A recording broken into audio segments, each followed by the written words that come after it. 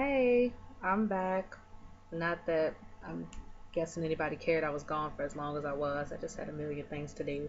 And of course, I'm back with a new album, Beyoncé. I only have the digital copy. And since last time, I bought a bunch of albums that I meant to talk about, this being one of them. And the only reason it took me so long to get in front of the camera to say what I thought about it is because I've been trying to figure out if this album or Four is the better of the two. I've been trying to figure that out. And anyway, let's get into this album. It's new. Everybody's been anticipating it since after Four dropped in 2011. As everyone knows, how she put it straight on iTunes. This album has 14 tracks, 17 videos. You can get them all for about $15.99, I guess, on iTunes. And let me just say my favorite songs, I think out of all the albums I've heard recently, Beyonce has like the best like ending to an album I've ever heard like in a while. It's Superpower, Heaven, Blue. That's my favorite. I've never heard an ending to an album just wrapped up so perfectly with those three songs. But let's skip to the beginning. On this album, Beyonce works with people like Sia, the people she usually works with, Jay-Z, Dream, Frank Ocean is back. As you know, he was on Four. So let's go through each track. First is Pretty Hurts. Sia wrote this one. What I like about this song is that even though it's a Sia track, Beyonce sings it in her own way. Um, let's see an example. Britney Spears has that Perfume song that Sia wrote, and you can tell by the way she's singing it, she's kind of singing it like Sia would sing it, or you know how Rihanna has Diamonds and it sounds like she's singing with an accent even though she has an accent. Beyonce doesn't fall into that with this Pretty Hurt song. I like that, but other than that, I'm not really a fan of the song per se because it just doesn't give me what I need. It sounds great, but it just doesn't push me to where I need to go. Next is Haunted. I like the first half of it because I feel like finally we're getting to see what's going on in Beyonce's head. It's like with every album, you get a bunch of love songs, some I don't need this man anymore songs, even though she's been married forever, which is hilarious. And then, but you don't feel like you actually know her any more than you did before. But I feel like on Haunted, she says, all this shit I do is boring, these record labels boring, I don't trust these record labels, I'm torn. And she gives us kind of that laid back beat. I like that, and I like it because it kind of explains what she's been doing. Because everybody was like, "Why is she touring without this album?" And she kind of explains, I didn't trust the label, so I found some way to do what I wanted. I'm gonna have to go fast because I don't want to talk for 15 minutes. Number three, Drunk in Love. Let me back up. Well, let me get into this by saying Beyonce is the best rapper on this album. So that tells you what I think about Drunk in Love. I love the beginning with the that little, I don't know what it is playing, right before she sings it goes and then she goes, I've been drinking. I was like, okay, I'm liking this. I get the moving, get into me. And I actually like the song. It's clearly about having sex in the kitchen, waking up in the kitchen, drunk in love. The song was perfect. Then Jay-Z came with that trash rap for a minute. It was just, A, it was pointless. B, it was like he kept saying, if I do say so myself. And I was like, if I do say so myself, you need to get off this mic. And I didn't like the rap at all. I need Jay-Z to retire completely. Next is Blow. Timberland was on this one. And you can tell it had that Timberland effect because the song would have been fine for the first 3 minutes. And then they added like the extra minute, 2 minutes, something like that. Toss this cherry out, something like that. But the song, I like it because it gives me like old school MJ kind of a off the wall feel, and it's about oral.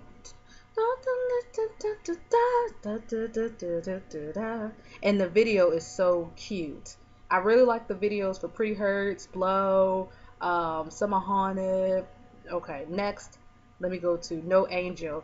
This has slowly but surely become my song, like one of my favorites. She's given me Prince slash Mariah Carey falsetto with that song. Baby, put your arms around me, tell me I'm a problem. I love that song, and it's talking about how, we both do things that are wrong, but we like each other because of those things. Love that song. Next is Beyonce slash Partition. On the video side of the album, it's two sides, like two songs, but on the actual song album, it's all one song. It just kind of splits in the middle. I love that Beyonce part where Beyonce's doing that rapping, and she's he's up in the club with 50 girls. Dun, dun, dun, dun, dun, dun, dun, dun, dun. I love that rap. I think I just repeat the Beyonce part over and over and over again. Um, that's just her doing like the hood rapping thing. Love it. Then Partition comes on, and it's talking about having sex with Jay Z in the limousine, in the bedroom, everywhere. And what was I gonna say? Um, you like to call me peaches when I get this nasty. Oh, wind out that trash, so face. Anyway, I love the way she sings on the song, and I love how she does that singing rapping thing she's been doing since Destiny's Child. She does that perfectly. And there's a speaking part, like a movie clip, which is the French version of The Big Lebowski, the part with Julianne Moore. I know that from reading another review. That's how I know. And she throws that in the middle of it. It's like her talking about sex, and then this lady's talking about sex in the movie. I haven't seen the movie in English, so I can't tell you exactly what she's saying. And then she ends the song. Next is Jealous. For me, that song just kind of goes nowhere for me. It's like, I'm jealous of what you're doing, so maybe I'm gonna do some stuff. And I think it's maybe the production and like the arrangement of the vocals. That song just really doesn't do much for me. A song that does everything for me is Rocket. This is the female version of D'Angelo, How Does It Feel? Untitled, How Does It Feel? And she's talking about sex with Jay Z again, but it sounds so good. I love her vocals on this song. It's like, it rocked right up to the side of my mountain. And Miguel and Justin Timberlake worked on this song with her, and I could kind of hear them in the background. Doo. And the first verse, she's just kind of singing, and then the second verse, she's giving us this singing rap thing she does. I can be your personal trainer, a therapist. Oh, and then the part at the end where she goes, I look so comfortable in my skin, and you're comfortable in my skin. I'm like, okay, parental advisory. Yes. Love that song. Next is Mine featuring Drake. I absolutely love the first minute of the song where it's just Beyonce talking about, every day isn't perfect with Jay Z. We had concerns that we might break up, and she sounds so good. I've been watching for the signs, took a trip to clear my mind. Oh, and she's singing, talking about they were thinking about separating, because she didn't feel the same after the baby. And I'm like, oh, okay, yes, this is what I need. Drake could just stay in the background, how he did on that Alicia Keys song, Think I'm Ready, Unthinkable. But no, but then Drake does his Drake thing. Do you want to roll with a good girl? Dun, dun, dun, dun, dun, dun, dun. And I just felt like that song had so much more potential when Beyonce was talking about the personal life stuff. And then Drake just comes in and does his little thing, which is fine. But I just felt like for that track, I didn't want that. Next is EXO. This is the Ryan Tedder song. I hope I'm saying that correctly. I love Halo by Beyonce. I think that's one of my favorite songs like ever. But this EXO song is like, first off, they have that beginning with the Challenger clip, the space shuttle that blew up.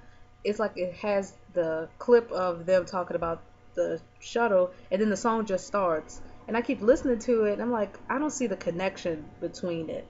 Um, but Beyonce was saying that the song was like if you love, like you lost a loved one. But as a casual listener, just hearing it, I'm just like, that just, why is the song starting with that? It doesn't need that. And plus the song, it doesn't move. It's like, I love you like EXO, me boy EXO. I'm like, okay, but what else? You're not giving me like a woo, like a Halo. Next is Flawless, which has, a piece of my favorite song.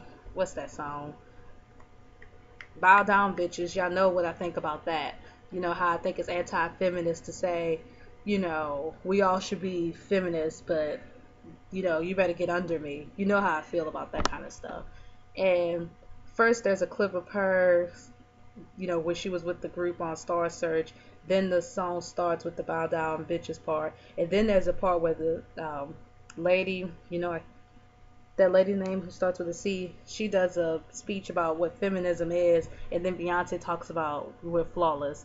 And for me, I'm like, does anybody else just find this whole song A disjointed and B just kind of hypocritical? It's like women should be all about bringing each other together, but I still kept the part of the song about bow down bitches. And Beyonce had a little statement about it, talking about the songs for her haters and stuff. But for me, I still don't like. I like the second half because Beyonce's doing that rapping thing she's so great at. But the first half, I was like, yeah. Now, tracks 12, 13, 14. Superpower, Heaven, and Blue. Best way to close an album ever. Superpower is one of my favorite songs by Beyonce. I love it. It's like giving you that alternative R&B because it's like and then the beat just kind of builds up and then Frank kind of comes in and I thought the world would revolve. I thought the world would revolve. It's talking about how you thought y'all two wouldn't be together, but this force is keeping us together. I love that song so much. I can't explain how much I love that song. And it blows my mind that people think that's like the weak moment of the track. 13 is Heaven, where Beyonce is talking about losing something. People have made their inferences about what they think she lost. And I love the vocals on here. It's saying, you were just so great that you had to go to heaven right away. You couldn't stay here with me. And a lot of people kind of infer that's about the miscarriage. And then I love the fact that she could go from being that sad to turn it around and end the song with Blue, featuring Blue Ivy, talking about this new person, her child in her life, and just listening to like it's like the beat will go. You want to go like this, shake your shoulders with the beat, but her vocals are like so smooth over it, and she's just talking about life with Blue Ivy and how much she loves her. And I love the part where she's like, you gotta hold on, I've got to hold on. I love that song. Even though I don't feel Blue Ivy was needed at the end of it, it could have just ended. But I feel like Jay-Z wasn't needed, Blue Ivy wasn't needed, Drake wasn't needed. But overall, I really like this album. There's some parts where I'm like, you're not giving me what I want. Jealous, EXO, Pretty Hurts. So I would give the album a B. B as in boy. And I think I finally figured it out. 4 is the better album, even though it has worse songs on it. Like Run the World's like the worst song I've ever heard in my life. But I still think overall 4 was the stronger album. But I'm liking this experimental direction Beyonce is going in. So if you have the album or if you heard it, tell me which tracks you love, which tracks you hate, and I will be back. Thank you.